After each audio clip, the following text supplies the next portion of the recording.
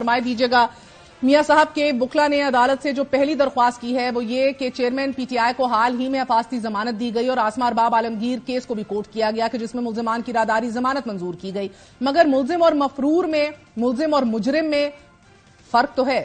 کیا مفرور کو ضمانت ملنے کی کوئی مثال ہے ہماری عدالتی تاریخ میں؟ بسم اللہ الرحمن الرحیم۔ بہت امپورٹنٹ ایشو ہے۔ میں نے اس کے اوپر کافی دیکھا بھی ہے اور بہت پڑھا بھی ہے اس کے اوپر، اور مجھے ابھی تک کوئی ایسا نظیر نہیں ملا ہے کہ جس کے اندر ایک آدمی جو کہ کنوکٹڈ ہے اور جو کہ بیل کو جمپ کیا ہوا ہو، وہ شخص جو کہ غلط بیانی سے باہر گیا ہو، وہ شخص جو انفیکٹ جس کے خلاف 7 سال کی سزا موجود ہو، وہ شخص جو ہے وہ اب کہہ یہ رہا ہے بیسیکلی کہ اس نے کبھی بیل کا ناجائز فائدہ نہیں اٹھایا۔ وہ یہ کہہ رہا ہے کہ اس نے کبھی کوئی ایسی کام نہیں کیا کہ جو کہ غیر قانونی ہو۔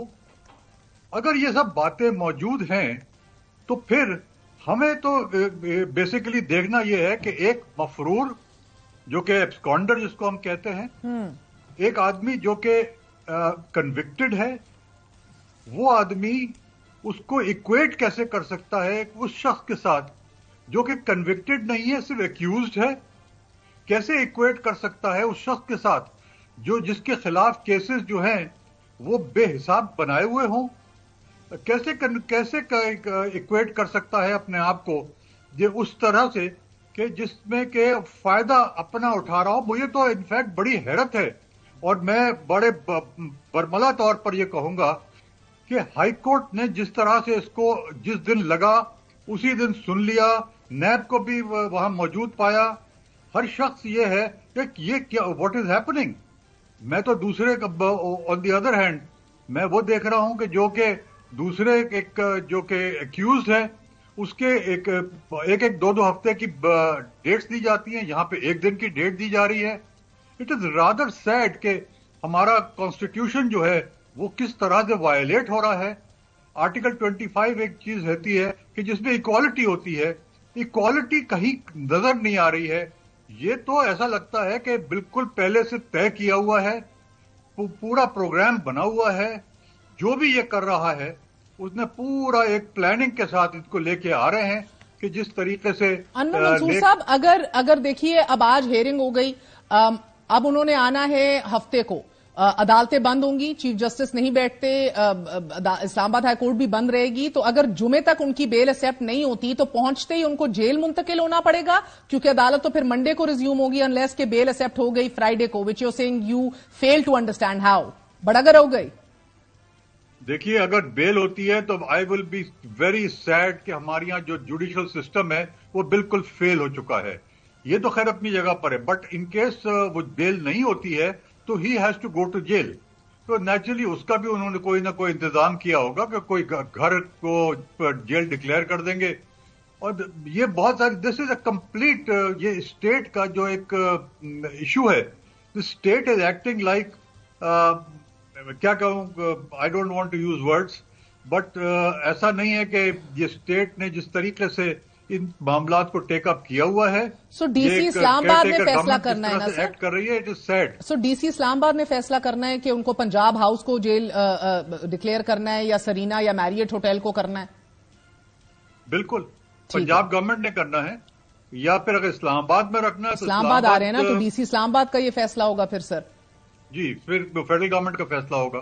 بالکل ایسا ہی ہے، اور گو کہ ہمیں بگٹی صاحب نے کہا تھا کہ وہ تیار ہیں ایئرپورٹ کے اندر جا کے اریسٹ کرنے کے لیے، بعد میں انہیں ریٹریکٹ کر لیا جب رانا ثناء اللہ نے انہیں متنبع کیا کہ اپنے قد کے مطابق آپ بات کریں، گو کہ کوئی انلیگل بات نہیں وہ کر رہے تھے، مگر وکلا کا کہنا ہے میاں صاحب کے کہ وہ اپنے آپ کو سرنڈر کر رہے ہیں عدالتوں کے آگے، تو ان کا رائٹ ہے سرنڈر کرنے دیں۔ اب جو ہم لوگ دیکھتے ہیں آپ کی پریسیڈنٹس اور سپریم کورٹ کے فیصلے، ایون اسلام آباد ہائی کورٹ کے فیصلے، وہ یہ کہتے ہیں کہ عدالت کو سرنڈر کرنا مقصد نہیں ہے، جیل میں سرنڈر کرنا ہے اپنے آپ کو، اگر آپ کے خلاف کنوکشن آئی ہو اور آپ کو امپریزنمنٹ کے احکامات، آپ کے خلاف فیصلہ آیا ہو، ایسا ہی ہے سر؟ دیکھیے اس کا بڑا سمپل ہے، یہ جوڈیشل کسٹڈی میں ہے، ان کو کسٹڈی کو سرنڈر کرنا پڑے گا. اور کسٹڈی کس کے پاس ہے؟ جوڈیشل کسٹڈی جیل ہے. جیل میں سرنڈر کرنا پڑے گا. اس کے بعد پیش ہونے کے بعد پھر وہ جا سکتے ہیں کورٹ جا کر اور پھر وہ اپنے بیل کے لیے واٹ ایور وہ کر سکتے ہیں. مگر ان کو سرنڈر جیل کو کرنا پڑے گا because he went from jail. He has to go back to jail. یہ ایک ایڈمیٹڈ پوزیشن ہے کہ فیوجیٹو فرام لا جو ہے اس کے کوئی حقوق نہیں ہوتے before the court of law accept only جدھر ایکسپشنل سرکمسٹانسز ایگزسٹ کرتی ہوں. یہ ہم نے پہلے مشرف کے کیس میں بھی دیکھا. کہا گیا کہ this court in case of reported as Inam ur Rahim versus chairman national accountability bureau Islamabad and other. اس کا غالباً PLD آپ کا یہ 2018 اسلام آباد 251 تھا. اس کے اندر کہا گیا it did not afford opportunity of hearing to learned counsel appearing on behalf of General Retired Pervez Musharraf due to the fact that he was a fugitive from law. تو اور اس میں کہا گیا مزید for the sake of brevity اس کو short کرنے کے لیے جو ہے اس کا ریلیونٹ پورشن نیچے پروڈیوس کر دیا گیا ہے. تو یہ سیٹلڈ لا ہے سر کہ جو فیوجیٹو ہے فرام لا وہ صرف سرینڈر نہیں کرتا عدالت کے سامنے؟ جی بالکل. انفیکٹ میں I was there in that case.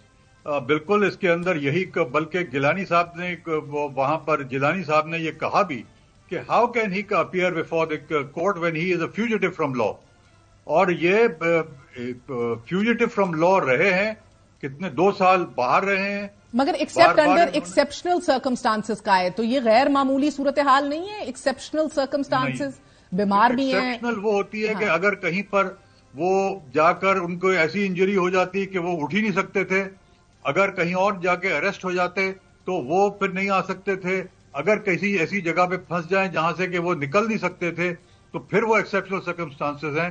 یہاں پر تو وہ سوئٹزرلینڈ بھی جا رہے تھے اور دبئی بھی جا رہے تھے اور سعودی عرب بھی جا رہے تھے, عمرہ بھی کر رہے تھے. تو یہ how are the exceptional circumstances? I fail to understand. بہت بہت شکریہ. ہمارے ساتھ سابق اٹارنی جنرل انور منصور صاحب موجود تھے.